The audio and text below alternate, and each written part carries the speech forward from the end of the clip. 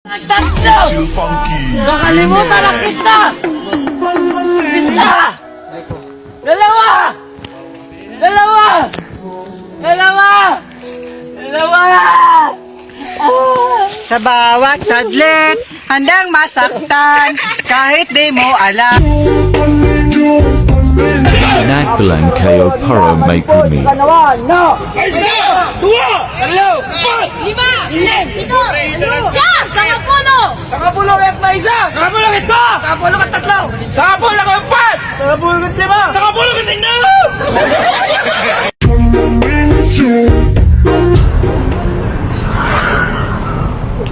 Boss, pwede ba magtanong, boss? Ano?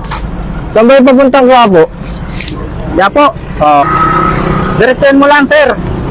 Pagdating mo sa may kanto sa dulo, kaliwa ka.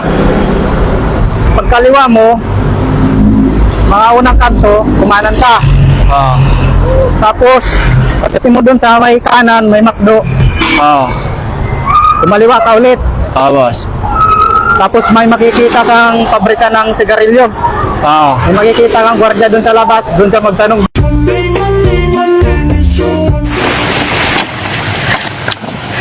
Pagkabila ko tatlo ka, kalimutan mo na siya!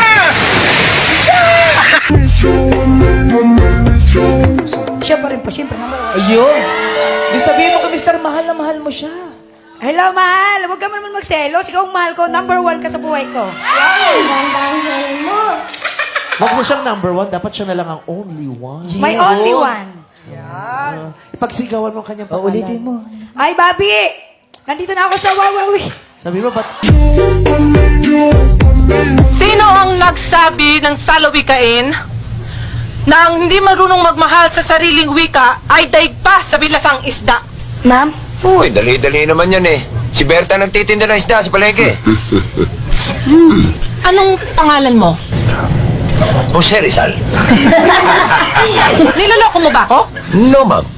Si Aling Berta na nagtitinda ng isda sa palengke ang nagsabi sa akin na si Jose Rizal ang nagsabi niyan.